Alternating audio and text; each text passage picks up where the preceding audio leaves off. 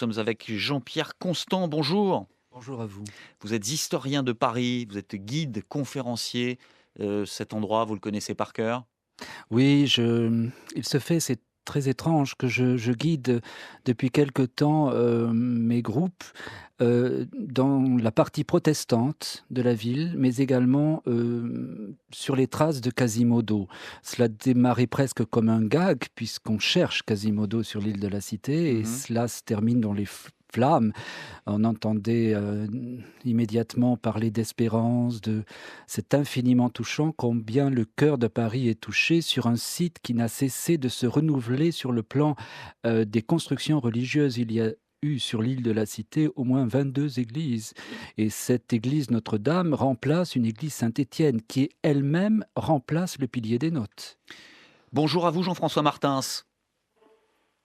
Êtes-vous là? Oui, tout à Oui, fait. vous m'entendez bien, pardon. Vous êtes adjoint au tourisme à la mairie de Paris. On entendait une dame en larmes, hein, il y a quelques minutes, dire Notre-Dame, c'est le cœur de Paris, c'est le cœur de Paris.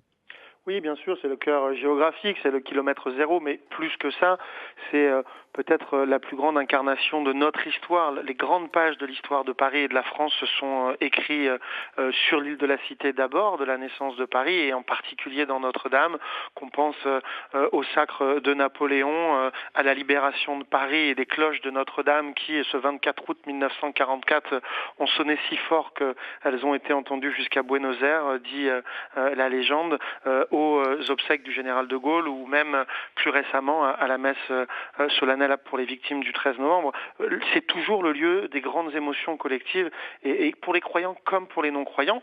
Et puis c'est aussi peut-être le patrimoine médiéval le plus vivant de Paris, à la fois par sa persistance, mais aussi par ses interprétations littéraires et artistiques nombreuses. Oui, et ce patrimoine qui continue de vivre malgré cet incendie. Oui, tout à fait. Et d'abord parce que ça reste le site le plus visité d'un point de vue touristique. C'est près de 13 millions de visiteurs dans la cathédrale par an, 20 millions si on compte le parvis de Notre-Dame, qui est un parvis d'ailleurs, M. Constant le confirmera, qui est un parvis récent. Pendant très longtemps, la cathédrale était plus enserrée par les habitations.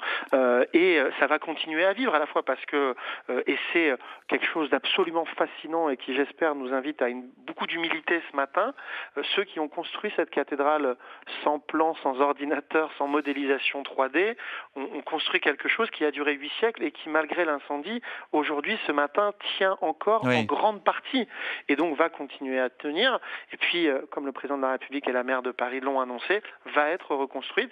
Et puis d'ici là, il faudra qu'on trouve les moyens de continuer à faire profiter de l'histoire de Notre-Dame, des reliques qui ont été sauvées grâce au courage des pompiers, mais aussi grâce à une chaîne humaine incroyable qui a permis de sortir les reliques et le trésor de Notre-Dame en un temps record et de le préserver. Tout ça, on va continuer à le partager avec les Français, les Parisiens et les touristes du monde entier. Jean-Pierre Constant. Et cela permettra, bonjour monsieur, sans doute Bonjour. de revisiter ce qu'on appelle un peu injustement la crypte de Notre-Dame, qui est en fait l'étape préparatoire de Notre-Dame. Et cela permettra donc d'assister au redressement de cette vieille dame qui semble résister encore ce matin et de profiter d'un patrimoine antérieur lutétien qui fonde la ville de Paris. C'est un bâtiment international par sa dimension littéraire, culturelle, de fête, mais le Fluctuat nec mergitur commence là, par les notes, bien avant le christianisme, et le bateau tient toujours ce matin. Je suis ravi d'ores et déjà d'imaginer que les personnes reviendront à la racine de cette magnifique construction des 12e, 13e siècles. Jean-François Martins. Oui, c'est maintenant l'enjeu qui est devant le nôtre. Vraiment, moi, le sentiment qui m'habitait hier soir et ce matin était aussi peut-être dans une époque de grande instantanéité, d'accélération du temps, de prendre quelques secondes pour goûter à l'intemporalité de ce qu'on était en train de voir disparaître, malheureusement, mais aussi de ce qui va rester, de ce qui aura résisté à tout, à la Révolution française, à la Commune de Paris, l'une et l'autre ayant pourtant essayé de s'attaquer à Notre-Dame, Oui.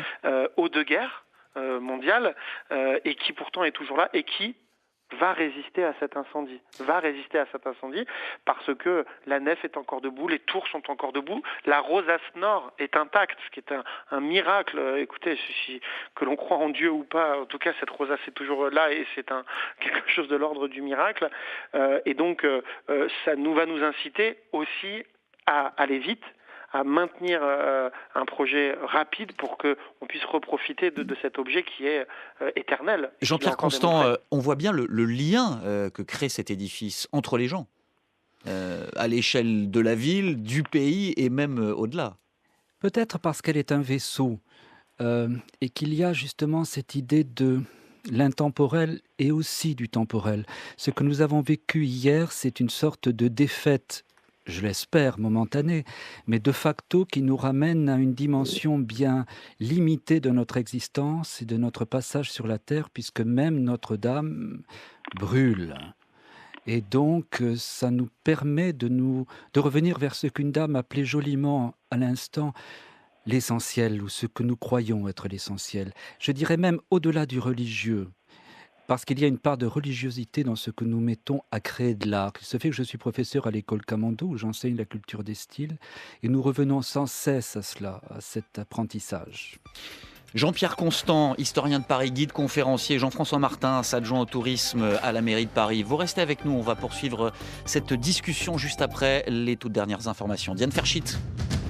Le sauvetage de Notre-Dame s'est joué à un quart d'heure près, c'est ce qu'affirme Laurent Nunez, le secrétaire d'État auprès du ministre de l'Intérieur. Les travaux de sécurisation vont durer 48 heures. Des vulnérabilités de la structure ont été identifiées, notamment au niveau de la voûte, après ce feu qui aura sévi pendant plus de 9 heures. Il s'est propagé sur l'ensemble de la toiture de la cathédrale, selon les pompiers. Il a pu être complètement éteint en milieu de matinée. L'heure est à présent à l'expertise. L'UNESCO a proposé son aide aux autorités françaises pour évaluer les dégâts. Et le procureur de la République de Paris, Rémi Heitz, a assuré ce matin que tous les moyens seraient mis en œuvre pour connaître l'origine de cet incendie. La piste accidentelle est privilégiée à ce stade. Selon lui, dès hier soir, une enquête a été ouverte du chef de destruction involontaire par incendie. Déjà une dizaine de personnes ont été entendues la nuit dernière. Les auditions se poursuivent aujourd'hui et au total, 3 personnes intervenant sur l'incendie ont été prises en charge pour des blessures légères. Et les dons affluent pour la reconstruction de Notre-Dame de Paris.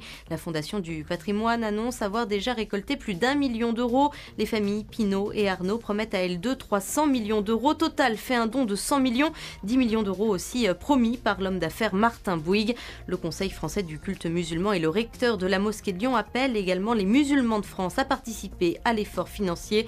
Emmanuel Macron l'a promis hier soir, nous allons rebâtir Notre-Dame. France Info. L'incendie était très vraisemblablement d'origine accidentelle, c'est ce qu'a dit tout à l'heure le procureur de la République de Paris, Rémi Heitz. Pour ce qui est des travaux, disons, qui commencent à peine 48 heures pour sécuriser le bâtiment, c'est ce qui est nécessaire maintenant. Et puis on a appris aussi que cet édifice avait été sauvé à 15 ou 30 minutes près, autant dire qu'on est passé tout près d'une catastrophe encore plus grande. Nous sommes avec Jean-Pierre Constant, qui est historien de Paris, guide conférencier, Jean-François Martin, adjoint au tourisme à la mairie de Paris. Jean-Pierre Constant, il y a des trésors dans cette cathédrale. Vous les connaissez également très très bien. Oui, liés à la Sainte-Chapelle et à l'arrivée de la couronne d'épines. Elle est infiniment sacrée pour le coup, du fait de ses souvenirs religieux et historiques. Des reliques, oui. Des reliques et qui font qu'il y a une attraction médiévale pour le coup, un attachement à quelque chose qui se pratiquait de tout temps à jamais. Tout cela ayant été sauvé, c'est déjà un signe merveilleux. Je me suis réveillé à 4 heures cette nuit pour savoir si la dame était encore à peu près debout. Finalement, c'est plein d'espoir, puisque toute son histoire est jalonnée de défaites et de reconquêtes. L'histoire est une gifle. Autant en prendre acte. Nous avons pris acte hier soir. Nous reconstruisons. Je crois que c'est la chose qui nous revient en tant qu'humains. On va s'y mettre et on va créer un nouveau reliquaire à ces reliques antérieures. Et encore une fois, c'est la vie de cet édifice. Vous savez, monsieur, je pense que c'est la vie. C'est la vie tout court. Rose Bertin disait « Il n'y a de nouveau que ce qui est oublié, on oublie, on reconstruit, on reconquiert. J'espère que les savoir-faire sont toujours de saison, comme dirait Louis XIV, et que nous saurons restaurer Notre-Dame de Paris comme il convient. » Alors, parmi les trésors que renferme Notre-Dame, il y a ces orgues dont on parle beaucoup depuis hier soir. Bonjour Émilie Gautreau. Bonjour Hercine, bonjour à tous. Il y a notamment l'un des plus célèbres orgues du monde. Expliquez-nous le grand orgue de Notre-Dame. Notre-Dame de Paris compte en fait 3 orgues qui depuis des siècles participent à la vie liturgique et musicale de la cathédrale, dont ce grand orgue sur lequel Olivier Latry, l'un de ses organistes titulaires, a récemment enregistré un disque consacré à la musique de Jean-Sébastien Bach.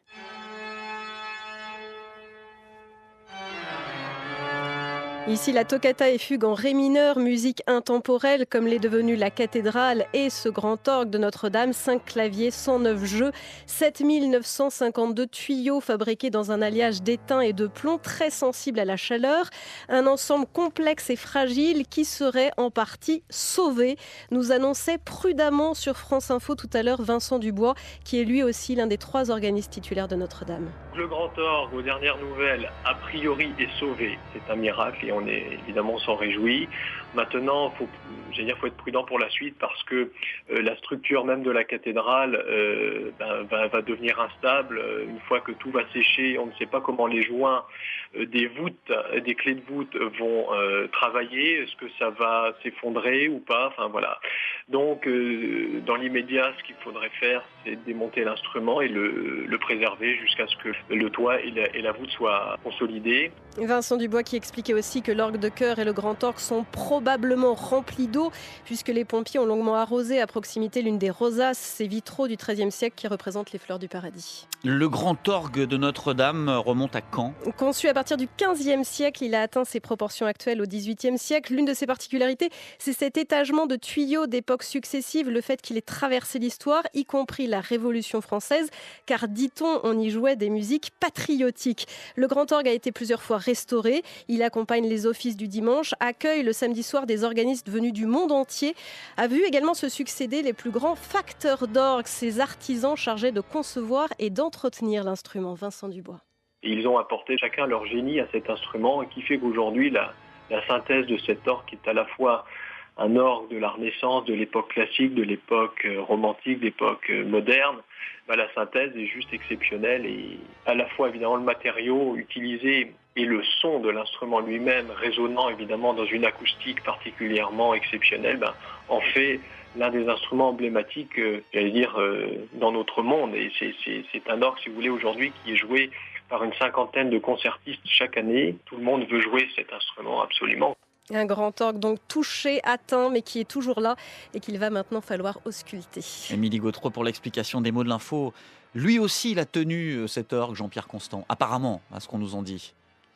Oui, il est en souffrance, j'imagine, ce matin. Effectivement, la question qui se pose, c'est de savoir comment la chose va évoluer dans les heures et les jours à venir, dans la mesure où les matériaux ont été mis à mal. Ceci dit, les matériaux qui avaient été choisis originellement sont étudiés pour pouvoir résister au temps. Et dans le temps, il intervient la pluie, enfin les éléments qui peuvent l'humidité contrarier ce que nous croyons être le cours serein d'une histoire.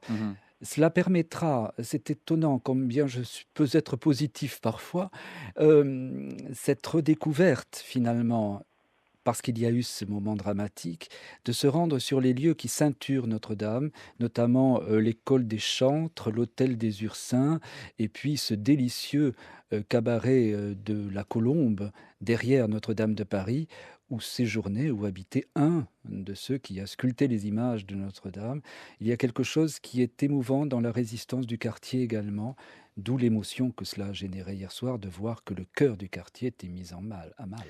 Jean-François Martins, ce que dit Jean-Pierre Constant à l'instant est très intéressant. Il y a quelque chose de positif à tirer de cette catastrophe, cet incendie.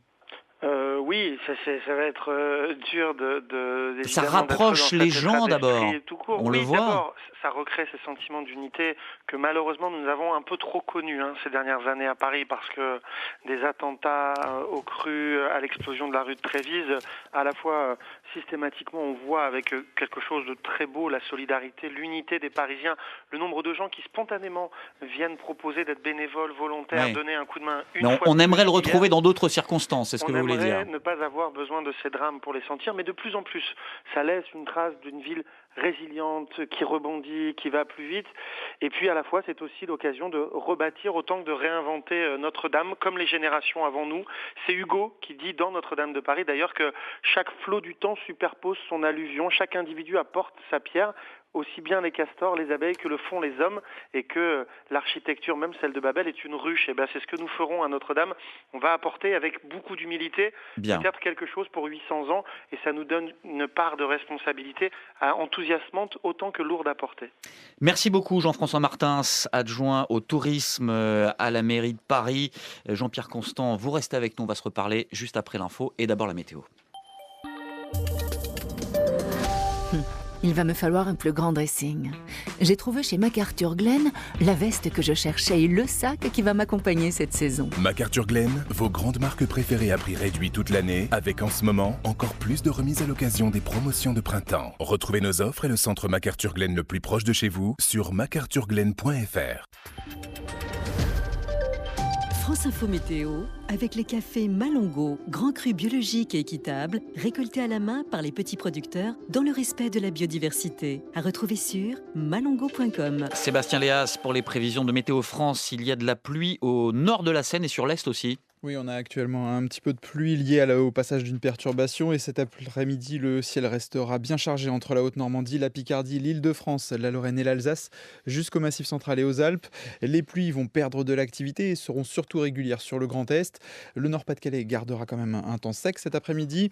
Entre le Languedoc, la Côte d'Azur et la Corse, le ciel restera très nuageux. Les pluies seront plutôt anecdotiques. Et puis à l'arrière de la perturbation, le ciel s'éclaircit. Le soleil est assez timide entre la Basse-Normandie et le Limousin, mais devient plus généreux en se dirigeant vers l'ouest, le Midi toulousain et le Roussillon. Sébastien Léas, Météo France, 13h30 sur France Info. France Info. Deux poids, ouvrez l'info.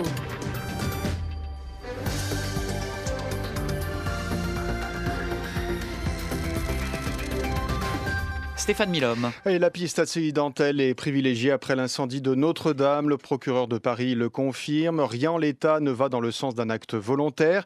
Des auditions de témoins sont toujours en cours. Le parquet de Paris a ouvert dès hier soir une enquête pour destruction involontaire par incendie. La piste avancée, c'est celle d'un départ de feu accidentel depuis le chantier de rénovation de la cathédrale en cours sur le toit depuis ces dernières semaines.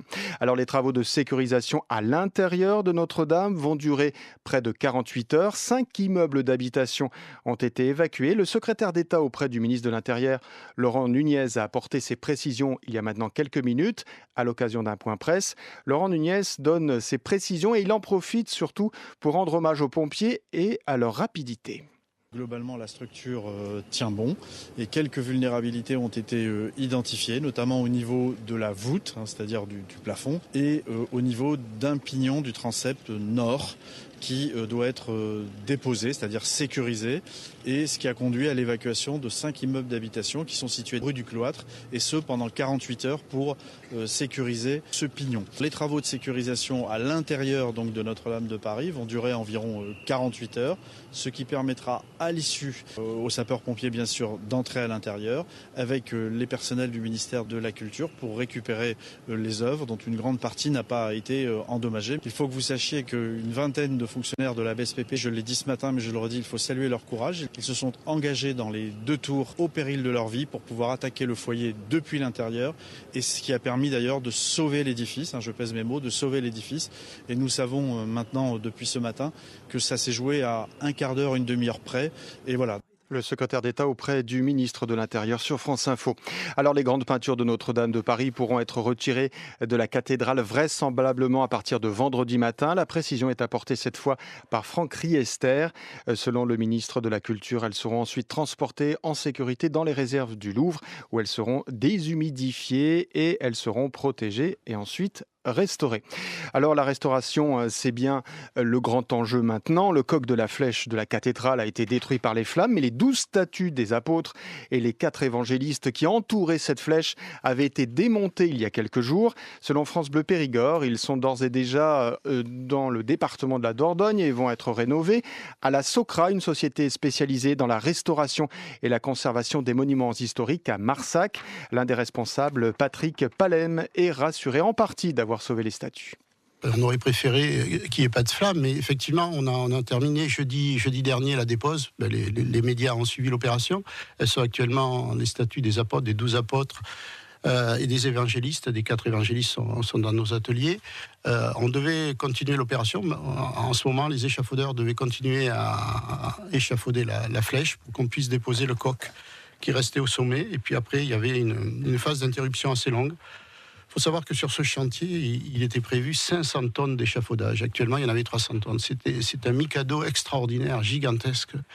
Et c'est vrai que c'est heureusement qu'il a tenu d'ailleurs, parce que si l'échafaudage était tombé, je pense qu'il y aurait beaucoup plus de dégâts sur le chevet et la nef. Patrick Palem de la société Socra en Dordogne. Et puis la messe de Pâques, qui devait se tenir dimanche prochain à Notre-Dame de Paris, va se dérouler finalement en l'église Saint-Eustache, dans le centre de la capitale, toujours près des Halles, selon une information de nos confrères de France Inter ce matin. Stéphane Milhomme pour l'info. France Info,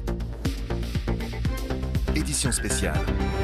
Et nous sommes toujours avec Jean-Pierre Constant, qui est historien de Paris, guide conférencier, qui connaît cette cathédrale comme sa poche, et les alentours aussi, on en parlait tout à l'heure. Avant de vous entendre à nouveau, Jean-Pierre Constant, un point sur l'enquête. Mathilde Lemaire du service police-justice de France Info nous a rejoint. On a entendu tout à l'heure, Mathilde, le patron de la police judiciaire parisienne et le procureur de Paris, Rémi Heitz, qui évoque clairement une piste accidentelle. Oui, rien ne va dans le sens d'un acte volontaire, dit le procureur Rémi Heitz. Une cinquantaine d'hommes et femmes de la brigade criminelle de la police judiciaire sont déjà au travail. Ce sont eux qui coordonnent l'enquête ouverte pour destruction involontaire, donc par incendie. Une enquête prioritaire. Le lien est clairement fait avec les travaux qui étaient en cours au niveau de la charpente de la cathédrale. C'est au niveau des échafaudages installés là-haut depuis quelques mois que sont en effet apparues les premières flammes. Le procureur a précisé un peu la chronologie tout à l'heure.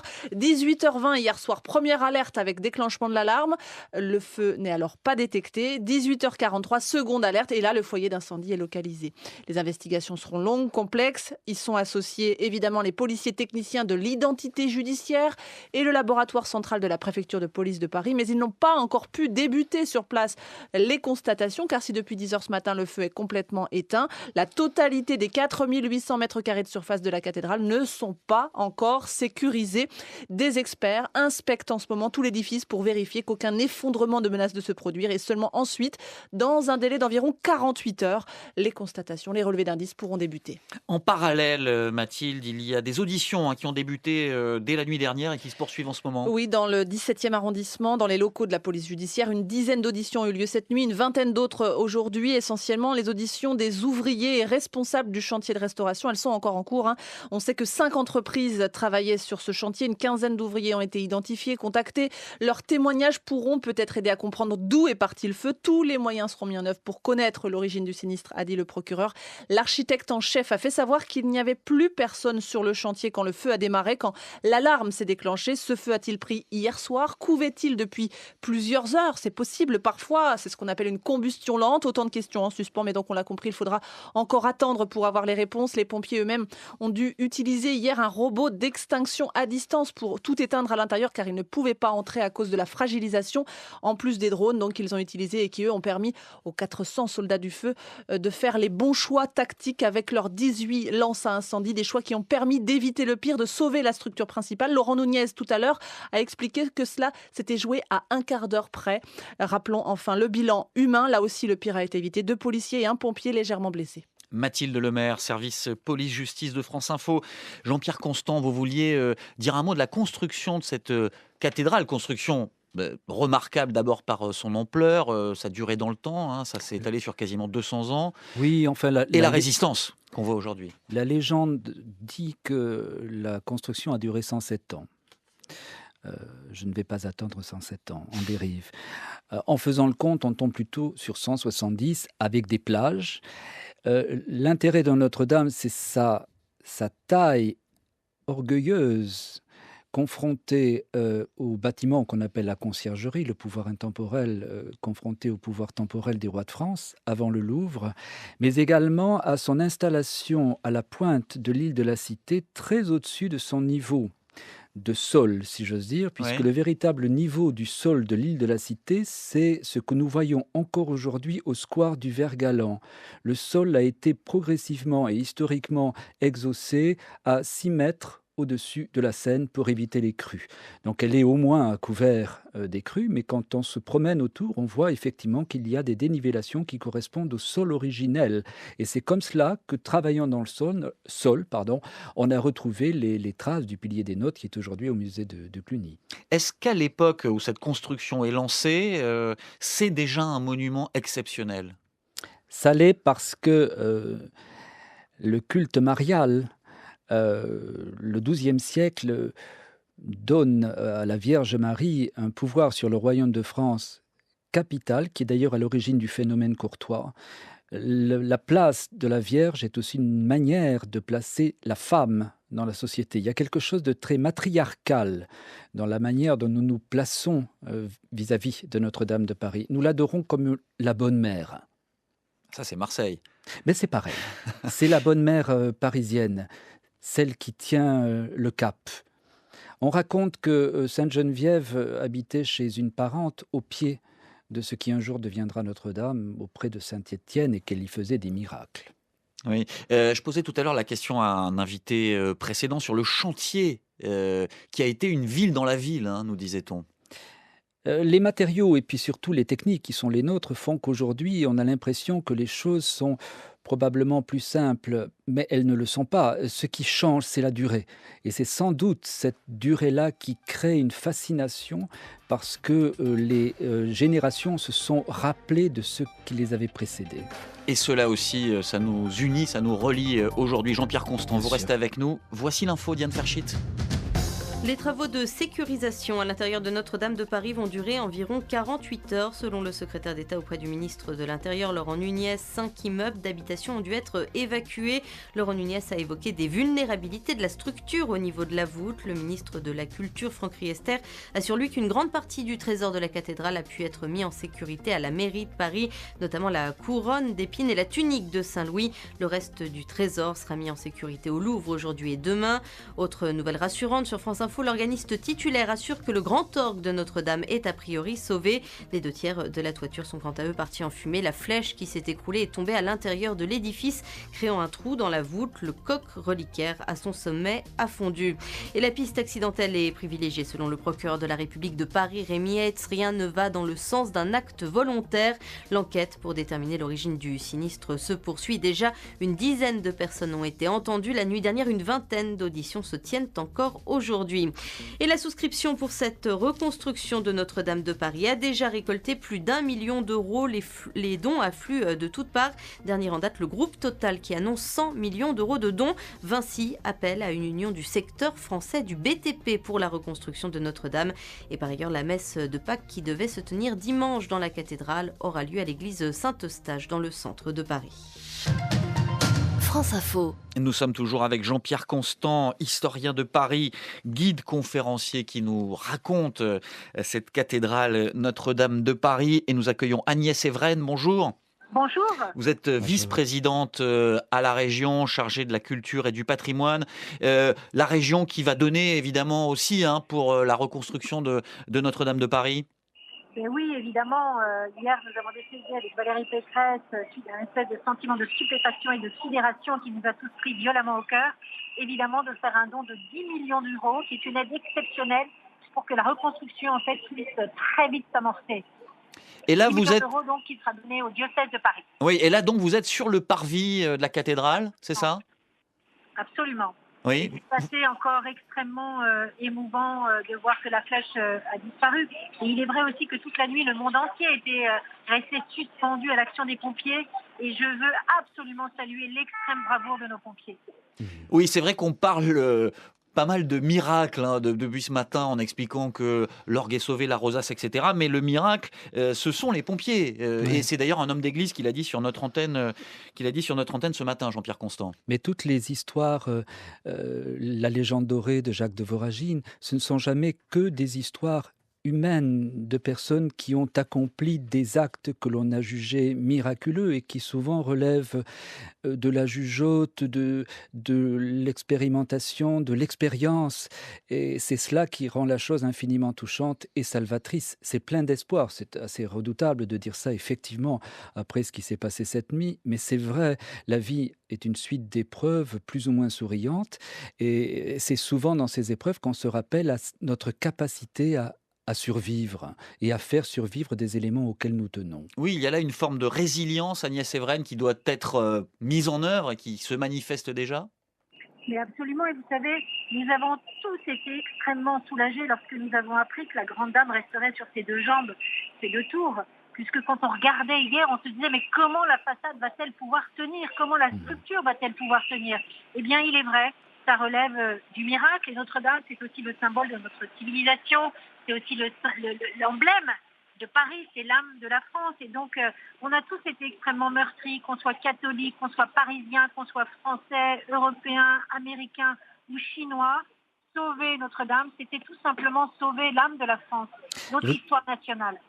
Jean-Pierre Constant. J'aime beaucoup ce que vous venez de dire, madame, à propos de cette grande dame qui tenait sur ses deux jambes. Il y a longtemps maintenant, on faisait en sorte de créer une rivalité entre la Tour Eiffel et Notre-Dame de Paris en raison de la hauteur de ces tours par rapport à... Et on voit dans la forme même de la Tour Eiffel ces deux jambes dressées qui représentent une ville à la mistinguette, qu'on retrouve dans Notre-Dame quelque chose qui est la France, une certaine idée de la France au-delà de la Madone. Quelque chose qui relèverait d'une résistante, d'une résistance. Complètement, je suis très très sensible à ce que vous dites, parce que c'était ça notre inquiétude, qu'elle s'écroule. Et encore une fois, ça relève du miracle. Je vous assure que j'étais inconsolable hier quand je voyais toutes ces flammes, et quand je suis devant Notre-Dame, je me dis, mais comment se fait-il que les pompiers, avec cette bravoure, aient réussi à sauver notre grande dame? Parce que vous savez, madame, les vieilles dames sont souvent de très grandes Constant. résistantes. Exactement. Ah, je le crois foncièrement. C'est très joliment dit. C'est très Arsenic et joliment vieille dentelle peut-être, mais l'arsenic peut t'aider à tenir. Et c'est quand même notre dame, le phare touristique de Paris. Elle est encore plus fréquentée que la Tour Eiffel, puisque vous parliez de la Tour Eiffel. 14 millions de visiteurs, c'est colossal. Oui, alors j'ai tendance à penser, je vais me permettre de le dire, que désormais, il serait peut-être pas mal de demander aux visiteurs de donner une obole lorsqu'ils la visitent. Lorsque je me suis rendu en Belgique, il ne m'a pas choqué du tout d'avoir à payer. Ça permet d'entretenir. Lorsque Saint-Louis-en-l'Île a été reconstruite, après de multiples déboires, il n'a pas choqué la population d'avoir à participer à sa reconstruction par une somme même modique, mais qui permettrait d'ailleurs de participer à l'histoire. Oui, alors bon, c'est vrai que la gratuité, c'est bien aussi, Agnès Evren, qu'en pensez-vous? Écoutez, moi je trouve que c'est une très très bonne idée, et il faut aussi rappeler autre chose. On a aujourd'hui en France 500 églises qui sont en péril et qui risquent de disparaître, notamment dans les milieux ruraux, si on ne fait rien pour les entretenir et pour les préserver. Avec la baisse des dotations aux communes, eh bien les églises, malheureusement, sont en péril. Et on en a 5000 également qui nécessitent des travaux d'urgence. Si en effet, n'importe quel citoyen peut faire le bol, ça a énormément de sens. Et évidemment, nous, à la région, vous savez, on a doublé notre budget patrimoine qui est passé de 4 à 11 millions d'euros. Pour une simple et seule raison, c'est qu'au sens étymologique du terme, le mot patrimoine veut dire notre héritage. Oui. C'est notre histoire. Nous sommes tous dépositaires d'une histoire qu'il nous faut transmettre. Et le patrimoine, et c'est pour ça qu'aujourd'hui il y a un tel élan de générosité, les Français ils sont extrêmement attachés, parce qu'encore une fois, c'est ce qui nous rassemble tous dans notre histoire, dans nos valeurs communes et dans notre identité. Et donc je pense que chaque Français accepterait naturellement de participer pour entretenir encore une fois. Bien sûr, mais les dons sont possibles évidemment en permanence pour qui le souhaite. Mais là, pour le coup, Agnès Evren, l'argent vraiment ne semble pas être un problème. J'allais dire, c'est ce qui manque le moins après cet incendie. Et l'argent ne semble pas être un problème, mais vous avez regardé hier, la campagne européenne s'est arrêtée. Nous, Laurent Wauquiez, François-Xavier Bellamy, qui devait faire un meeting à Nîmes aujourd'hui, ont annulé. Le président Emmanuel Macron, pareil, a fait cette souscription, et je salue cette souscription. Et lui aussi a annulé ses annonces sur le grand débat. Donc vous voyez, de temps en temps, on est capable de mettre l'accent plus sur la spiritualité que le matériel et tout le reste.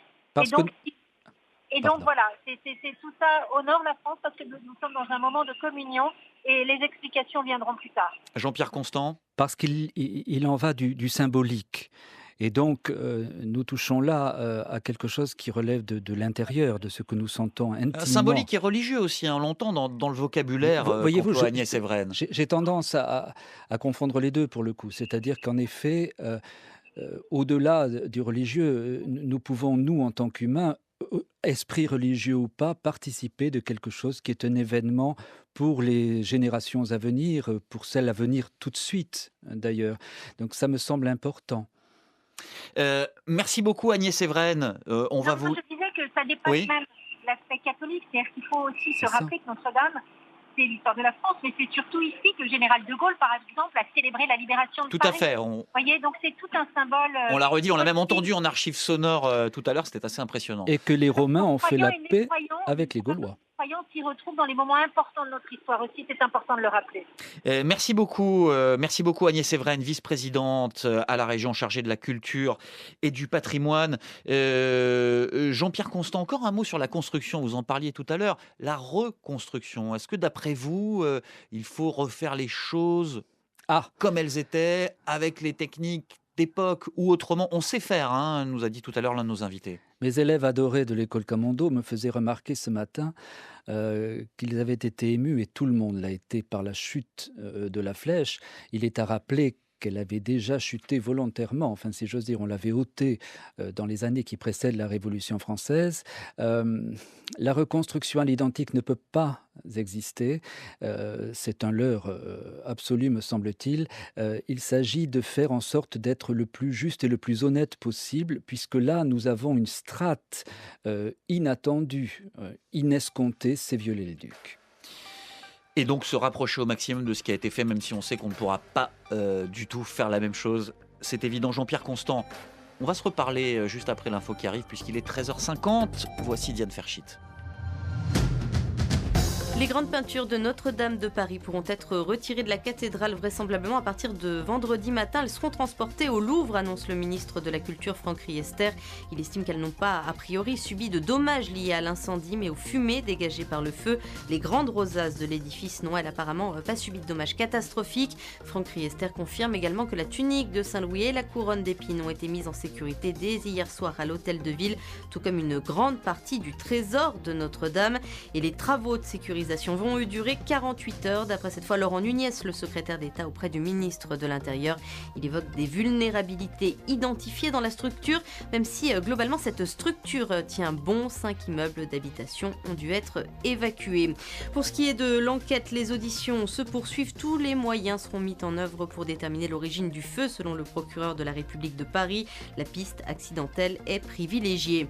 Et plus d'1,2 million de dons ont déjà été récoltés par la Fondation du patrimoine pour la reconstruction de Notre-Dame de Paris. Le Puy du Fou annonce qu'il va faire un spectacle exceptionnel dont les profits seront entièrement dédiés à la cathédrale. La région Auvergne-Rhône-Alpes va elle aussi contribuer avec 2 millions d'euros. Son président Laurent Wauquiez a par ailleurs annulé le grand meeting des Républicains prévu ce soir à Nîmes pour la campagne des Européennes.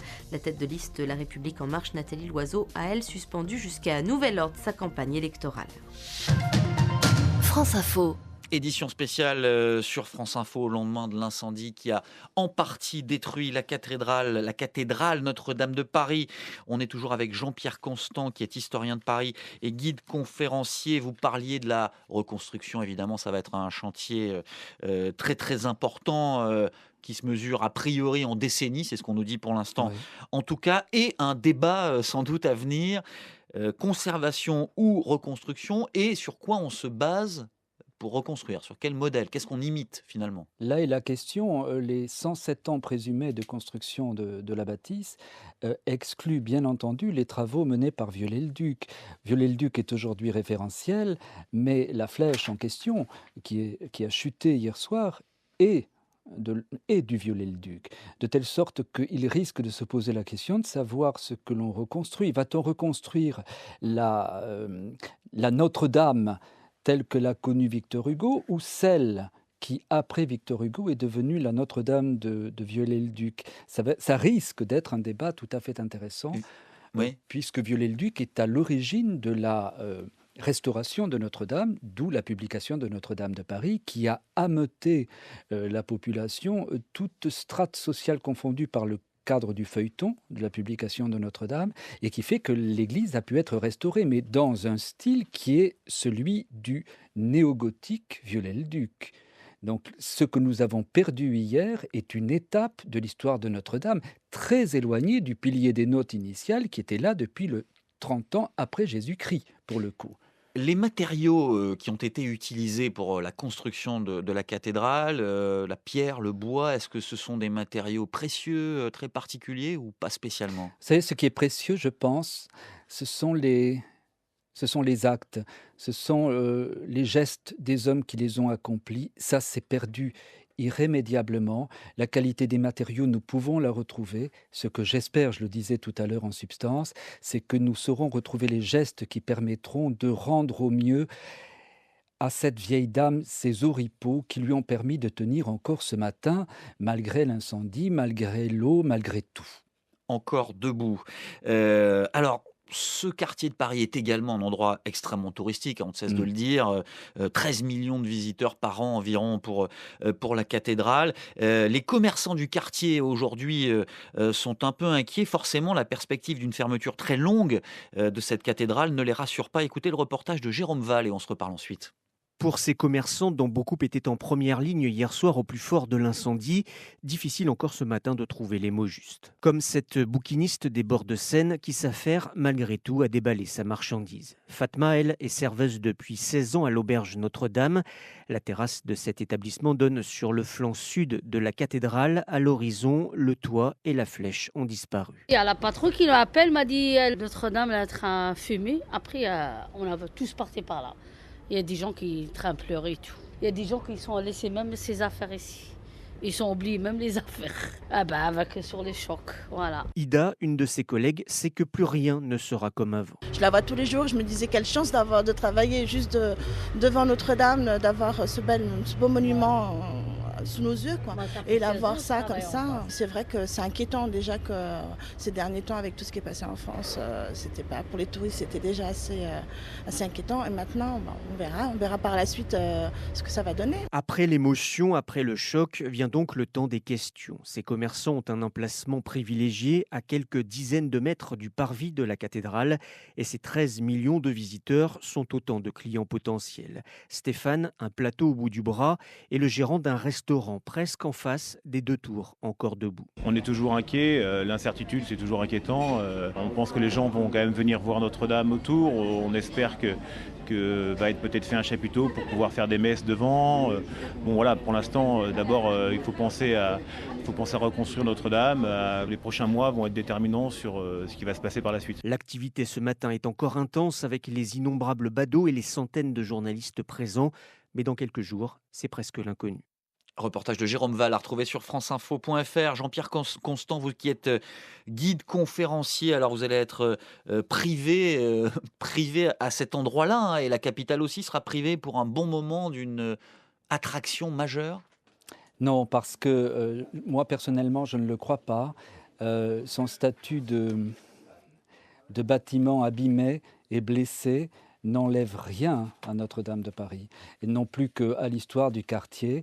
J'ose espérer que le public international continuera à venir voir cette si j'ose dire, cette veuve noire qui repose sur l'île de la Cité, et cela permettra de se replonger dans les strates multiples de son histoire en visitant, je l'espère, la crypte de Notre-Dame au niveau de l'ancienne Saint-Étienne, devant Notre-Dame de Paris, sous ce qu'on appelle le parvis, et qui est un lieu pas encore assez fréquenté et qui permet de comprendre les étapes de structuration de Notre-Dame au-dessus de son niveau initial. Merci beaucoup Jean-Pierre Constant. Merci à vous. Historien de Paris, guide conférencier. Merci pour cette visite guidée. Ah mais j'ai même un site. Dites-le. www.jeanpierreconstant.fr. Eh bien voilà. Merci beaucoup. On a pris beaucoup de plaisir à vous entendre ce midi sur France Info.